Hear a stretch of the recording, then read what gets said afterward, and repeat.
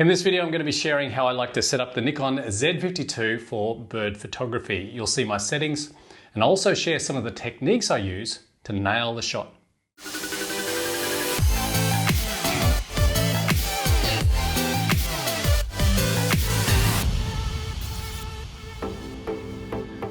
I've used the Nikon Z52 for bird photography for some time now, and my apologies to those who have been waiting for me to create this video. But I wanted to take my time and have a good play with different settings before making this video so I could share what I discovered for best results.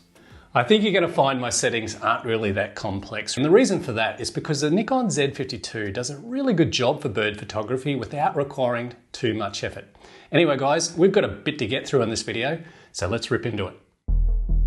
First of all, my gear setup. I use the Nikon Z52 in conjunction with the Nikon Z180 to 600mm f5.6 to 6.3 VR lens. Mounted on the Z52, this lens gives me a full frame equivalent focal length of 270 to 900mm. So on that long end, that extra reach does come in handy, particularly when you're photographing smaller birds or birds far off in the distance. There are other more expensive Nikon Z lenses out there for bird photography, but in terms of bang for your buck, I found this lens the best. Now when I'm out with this combo, I also like to use a couple of different things. I use my shoulder strap. Now with this shoulder strap, I just bought it very cheaply off eBay. If you search shoulder strap in eBay, you'll find that these are a dime a dozen, and I'm sure you'll find yourself one. I also like to use my Sirui monopod. I've actually reviewed this monopod and I'll leave that video for you at the end of this one you can check out. Now to the settings on my Nikon Z52. Now I'm sure there are a lot of people out there that already have their favorite settings for this camera when it comes to doing bird photography. And if they work for you, then that is great. I am happy for you. But these are just the settings that I like to use. Actually, that kind of reminds me of a joke I once heard. How many photographers does it take to change a light bulb? 1,000. One to change the light bulb, the other 999 to stand around and say, well, the way I like to change light bulbs.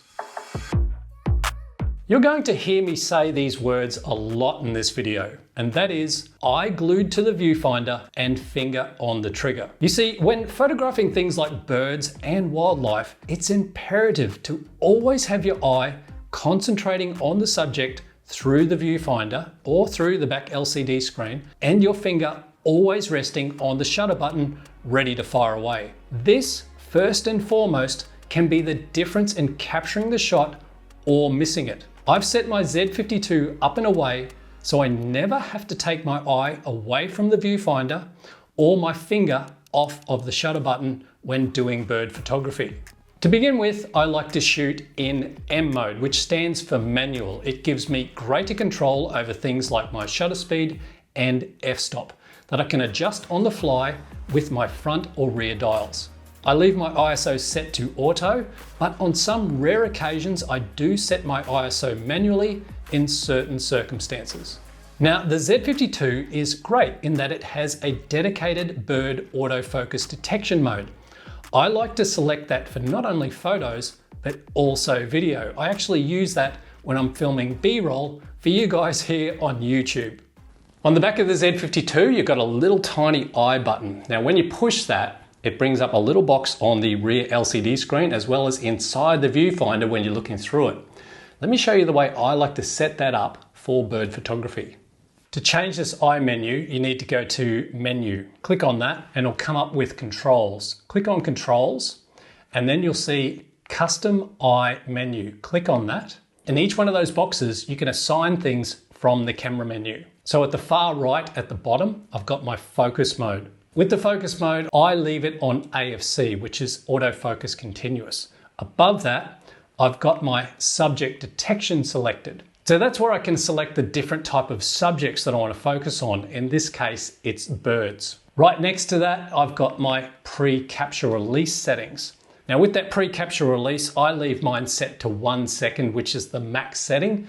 And that way it captures the action up to 1 second before I fully depressed that shutter button down. Underneath the pre-capture release, I've got the release mode. I've got it there on the I menu, but I'm going to show you soon on the way I like to use that release mode on the FN1 button. Right next to the release mode, I've got my silent mode. With that, if I use that, I'm in close quarters with a bird or any sort of wildlife, and I don't want any sort of noise coming from the camera. You won't hear any sort of mechanical shutter noise. So I'm just going to quickly flick through the rest of these so you can see what they are. Over here, I've got my custom control shooting menu, as well as on here, that is the vibration reduction, which I always have set to on when it comes to the Z52 because it doesn't have any sort of internal VR. So using that VR on the lens is just imperative when it comes to bird photography because you really do need that stabilization. Over there, I've got a time-lapse video. I'm not sure why I've got that there, but anyway, it's just in case I ever do want to do a time-lapse very quickly, I can just call that up.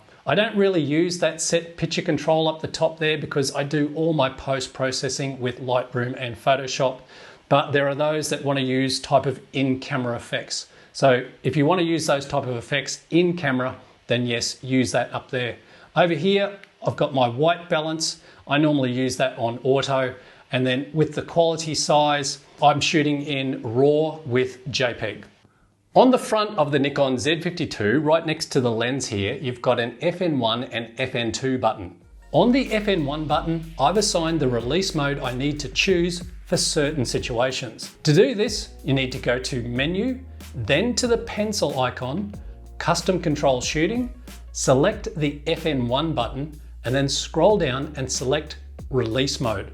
Now in this mode, I like to use mainly the H+, which is 11 frames per second mechanical shutter. I use this for when I'm taking photos of birds in flight or erratic, fast-moving birds on the ground. C30, which is the pre-capture release setting I like to use to capture things like birds attacking prey or taking off or even landing. And lastly, single frame, which I use for birds sitting sedately on branches or things like fences. So I can now adjust the release mode that I want very quickly by simply pressing in that FN1 button and using my thumb on the rear dial to flick between which one I want.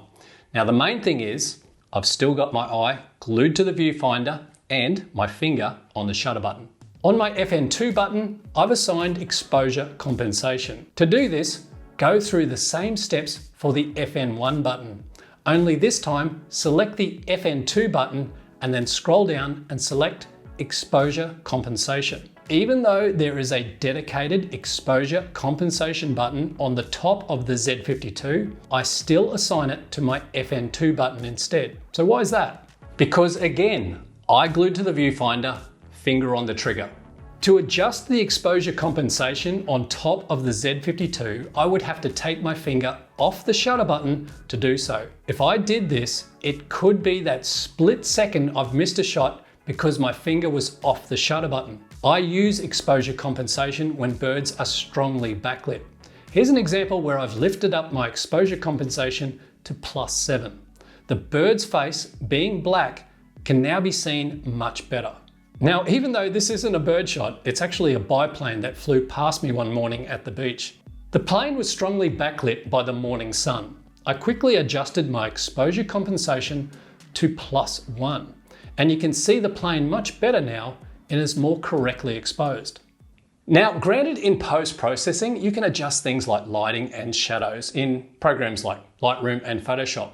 But there are those out there that don't have the knowledge on how to use those programs. In fact, they don't even bother using post-processing. Instead, they use the photos straight out of the camera. This is the best way to get your bird photos better exposed when your bird is dark in the frame for whatever reason. Now to the rear of the Z52, I assign single point autofocus to the AE/AFL button for back button focusing. Now there are a couple of reasons for this, but firstly, to assign the single point autofocus to the rear AEL/AFL button, go through the same steps for assigning the FN buttons. But this time, select AEL/AFL button, then scroll down and find AF area mode. Select that and then choose single point AF. Okay, so why have I done this? Well, in the time that I've used the Z52, I found that it's not infallible. using that dedicated Bird AF in that full frame autofocus detection mode. Now don't get me wrong, the Z52 is fantastic. It does a really good job. But sometimes when birds are in thick branches or have busy backgrounds behind them, the Z52 can have some difficulty in detecting the bird's face. I use that single point autofocus by pushing in the AEL/AFL button and half press down my shutter to focus onto the bird's face. I can either then take the shot straight away, or the Z52 Bird AF may have detected the bird's face by then and latched onto the bird's eye. Now, some people actually use the 3D tracking feature on the Z52 for this, but I found it was really kind of like hit and miss using that. Either the focus was out or it would lose the tracking sometimes, and it was quite frustrating. So with the single point autofocus, I can pinpoint that onto the bird's head and then fire away on my shutter button. Secondly, I assign that single point autofocus to that rear button because there have been times when I was photographing birds either close up or far away, and then I wanted to switch quickly. I saw a bird in the foreground and I wanted to quickly get a shot of it. But what would happen is the Z52 tends to hunt for focus. If I quickly hit the single point autofocus and have to press my shutter to where I need to get it, it brings the focus back to roughly where I want the bird. What happens is the Z52 Bird AF then kicks in much more easily and detects the bird. But if it doesn't, then again, I can just take the shot because the single point autofocus mode is right on that bird's head. Okay, so let me show you how I like to hang on to the Z52 using those settings I've just shown you. With my fourth finger, that is resting on the FN2 button. Middle finger, that is resting on the FN1 button. My trigger finger, that is resting on the shutter button. And then with my thumb, that is resting on the AEL/AFL button, as well as I can use that thumb to adjust the rear dial and also press on that I button. So with all those fingers in position, eye glued to the viewfinder, finger always on the trigger. With more sedate birds sitting on branches or fences, I use shutter speeds from 1/160th to 1/250th of a second. For birds in flight or things like birds running erratically around on the ground, I normally use shutter speeds from 1/1600th to 1/2500th of a second. My f-stops range mainly from f6.3 on the long end of the focal length to f8.